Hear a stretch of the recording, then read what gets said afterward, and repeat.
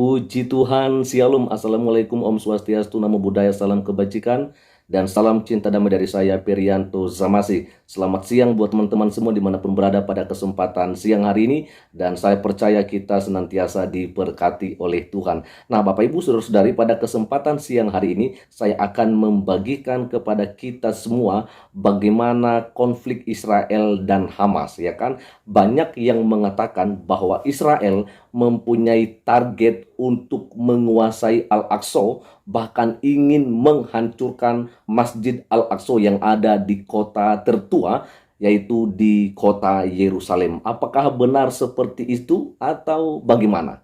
Maka pada kesempatan siang hari ini, mari kita akan mengikuti saja bagaimana nantinya penjelasan yang akan disampaikan oleh brother kita, Giva Hadayah, langsung dari Israel. Sebab itu, ikuti video ini dari awal sampai selesainya.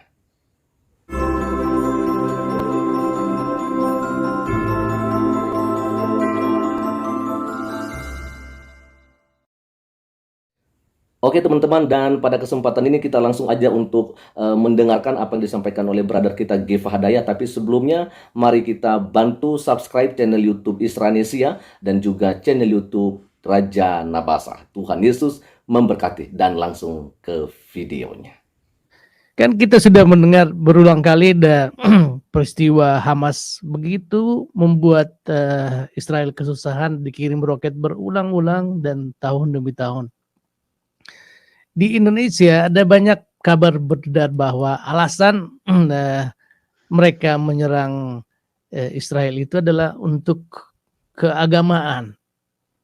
Mereka tidak mau, katanya dalam tanda kutip yang saya dengar, mereka ingin membebaskan Al-Aqsa. Apakah ada pikiran sampai seperti itu di sana? Ini salah satu kebohongan yang mereka pakai untuk cuci otak di luar negeri. Nah, Al-Aqsa sekarang siapa pegang? Siapa pegang Al-Aqsa sekarang? Israel? Tidak. Al-Aqsa terletak di dalam Israel. Tapi yang pegang itu Waqf, yang jaga tempat-tempat Islam. Mereka yang punya. Untuk mengerti tentang Al-Aqsa, kita harus kembali ke Perang 6 hari. Perang 6 hari, ya, semua musuh Israel saat itu negeri Mesir, itu Jordania, itu Suria, ya, juga ada tentara dari Irak, dari Sudan yang coba datang ke sini, dan mereka ada rencana untuk perang serang Israel, musnahkan Israel, membunuh semua orang Israel, ya, dari setiap sisi sampai laut. Israel tahu rencana, kita singkat saja, Israel serang 1 hari sebelumnya duluan, dan dalam 6 hari Israel berhasil menguasai, ya, dataran Golan dari Suria, tepi barat dari Jordanian, ya, sebagian dari setengah pulau Sinai dari Mesir, dan mereka menguasai Yerusalem, kota tua maksudnya, ya, sampai perang 6 hari kota tua Jordan yang menguasai, dan sesudah perang 6 hari Israel menguasai kota tua Yerusalem dari Jordania. Jadi Israel ada kesempatan musnahkan Masjid Al-Aqsa.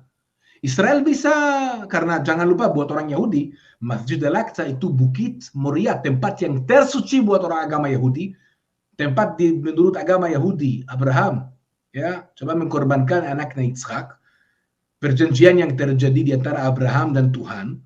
Di situ Abraham membuktikan kepada Tuhan dia tidak punya kebatasan dengan percayaannya, dengan imannya. Itu tempat tersuci, tempat di mana dulu bait suci berdiri. Israel tidak musnahkan Al-Aqsa. Sesudah perang 6 hari, Israel memutuskan bilang kepada orang Muslim, jangan takut, kembalikan, kita bisa hidup bersama. Tempat itu akan dikembalikan kepada Muslim. Masjid Al-Aqsa dan Dome of the Rock, kubah kuning yang kita lihat, dikembalikan kepada Muslim, tapi perjanjian di antara Waqf dan Israel, mereka yang punya tempat itu, tapi Israel akan jaga dengan security. Sekarang Al-Aqsa bebas untuk orang Muslim. Kapan mereka mau ke situ untuk berdoa mereka bisa. Saya sebagai orang Israel tidak boleh naik ke situ kapan saya mau. Anda sebagai orang Kristiani mau naik ke situ tidak boleh. Ada jam khusus 2 jam pagi Anda boleh masuk. Anda tidak boleh berdoa di situ. Yahudi tidak boleh berdoa di situ. Tidak boleh buka Alkitab di situ. Tidak boleh masuk dengan salib. Tidak boleh masuk dengan bintang Daud. Hanya Islam. Israel jaga. Kalau saya sebagai orang Israel mau naik ke Al-Aqsa dengan bintang Daud, tidak bisa. Tentara Israel akan tahan saya. Itu salah satu kebohongan karena sekali lagi semua ideologi Hamas berdiri atas kebohongan untuk mencuci otak orang lain. Itu senjata yang paling kuat mereka ada, media. Semoga itu jawabannya. Luar biasa ya. Sebenarnya banyak sekali sih pertanyaan yang ingin saya tanyakan dan berkembang di khususnya ya di negara Indonesia mengenai kabar dalam tanda kutip ya yang tidak ya saya tidak tahu kenapa bisa terjadi seperti itu. Banyak opini-opini yang terbentuk di negara kami. Tapi tadi seperti janji kita tadi hanya sekitar 40 menit, tapi sekarang sudah mau 50 menit. Ya, kita ada 3 menit lagi. 3 menit lagi. Saya akan menjelaskan kenapa banyak opini tentang Hamas. Oke, dan yang pertama kita sudah tahu apa yang tadi disampaikan oleh brother kita Giva Hadaya, bahwa Israel tidak mempunyai rencana atau tujuan untuk menghancurkan Masjid Al-Aqsa, ya kan? Karena jelas itu adalah sudah menjadi miliknya daripada Palestina, ya kan? Sekalipun itu memang berada di wilayah Israel, tapi memang sudah ada kesepakatan di antara mereka. Bahkan tadi coba kita bayangkan teman-teman ya, orang-orang Israel saja dari agama Yahudi, bahkan agama Kristiani, tidak boleh sembarangan memasuki area Masjid Al-Aqsa. Apalagi berdoa di sana. Bawa salib pun tidak boleh. Ya, bahkan membaca Alkitab juga di sana tidak boleh. Membawa lambang bintang Daud pun gak boleh itu teman-teman ya. Jadi jelas di sini bahwa Israel tidak mempunyai niat atau tujuan untuk menghancurkan ya Masjid Al-Aqsa. Ini sesuai dengan apa yang disampaikan oleh brother kita Giva Hadaya teman-teman ya. Jadi saya pikir ya jelas aja. Jadi ini hanyalah sebuah propaganda yang kemarin-kemarin juga disampaikan oleh brother kita Giva Hadaya. Kalau memang Hamas ini sukanya memutarbalikkan fakta, atau boleh mungkin kita mengatakan menambah-nambahkan sesuatu apa yang mereka beritakan di media, tapi itu sebenarnya tidak terjadi adanya atau tidak seperti apa yang ada di lapangan, ya kan? Oke, dan kita akan lanjut saja untuk melihat terlebih dahulu sampai selesai apa yang disampaikan oleh brother kita Giva Hadaya, dan ini dia videonya. Karena pada waktu Anda lihat setengah dari cerita, Anda mengerti beda. Hamas ambil semua foto yang jelek. Kalau ada korban dari rudal Israel kirim, langsung ya, post kemana-mana di dunia, supaya semua Israel akan lihat, oh Israel, anak ini dibunuh oleh bom dari Israel.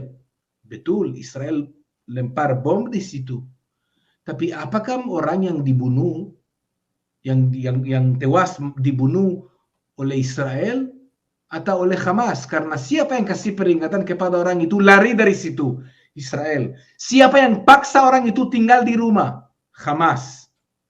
Siapa yang pakai rumahnya atau tempatnya untuk tembak rudal kepada Israel? Hamas. Yang membunuh mereka itu Hamas. Kalau Anda lihat foto, serdado Israel pukul orang Palestina. Wah, kelihatan jahat. Orang Israel pukul orang itu, dan bagaimana bisa? Kamu tidak lihat 1 menit sebelumnya pada waktu orang itu coba tusuk polisinya atau serdadonya atau penduduknya. When you see only half of the picture, when you see only small part of the picture, you will understand the picture and get a different interpretation from the truth. Oke. Sekali lagi kita harus kasih satu message. Bangsa Palestina sangat miskin. Kasihan mereka. Bukan karena Israel, karena Hamas. Hamas equal sama seperti ISIS. Hamas itu ISIS. That's it. It's simple as that. Oke. Tadi bagaimana tadi bilang bahwa Palestina itu boleh dikatakan miskin, tetapi mengapa mereka Hamas khususnya bisa memproduksi rudal yang sangat banyak? Dan Indonesia mungkin saya pikir tidak punya rudal sebanyak seperti itu. Mereka didukung oleh Iran, mereka didukung oleh Qatar, banyak uang juga dari Eropa, dari organisasi yang dibodohi oleh Hamas. Dan Israel, mereka membangun terowongan untuk teroris. Semennya dari mana? Israel yang memasukin mereka.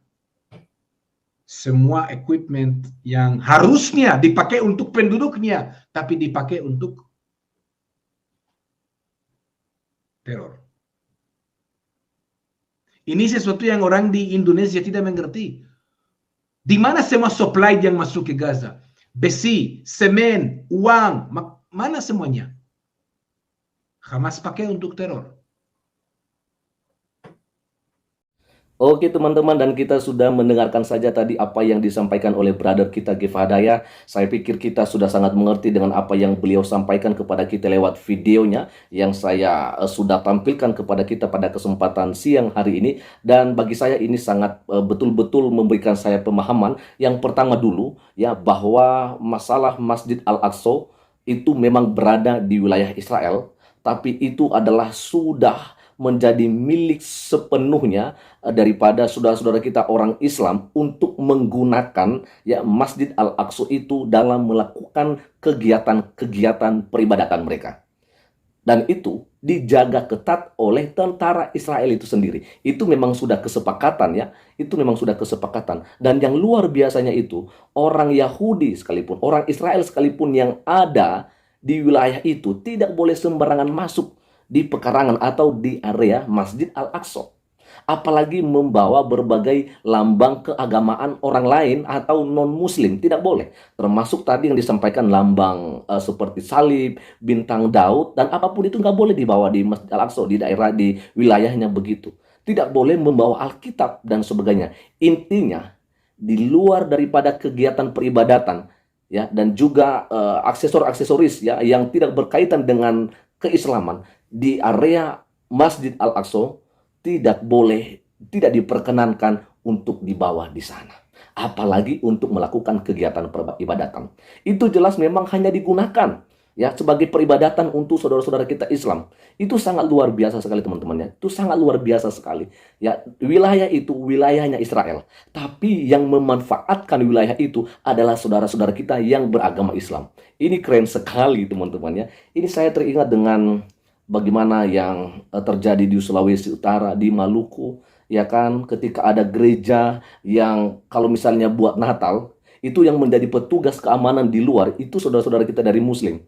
Dan kalau misalnya ada juga masjid yang sedang bikin acara kayak Idul Fitri atau apakah itu yang menjadi penjaga di keamanan di luar itu saudara-saudara kita yang Kristiani. Ini keren sekali teman-teman ya. Jadi saya jelas melihat bahwa memang propaganda yang luar biasa disampaikan oleh Hamas ini kepada dunia sangat-sangatlah membuat banyak orang percaya dan mereka tergerak untuk membela bahkan mendukung Hamas ini. Tapi semuanya itu hanyalah tipuan belaka agar mereka ya membantu kelompok milisi Hamas ini dalam hal-hal yang tidak baik tentunya, seperti apa yang disampaikan beberapa kali oleh brother kita Gifhadaya. Sekian saja dulu untuk pada siang hari ini teman-temannya, dan Tuhan Yesus memberkati kita semua. Shalom. Assalamualaikum, Om Swastiastu, Namo Buddhaya, salam kebajikan, dan salam cinta damai dari saya Perianto Zamasi.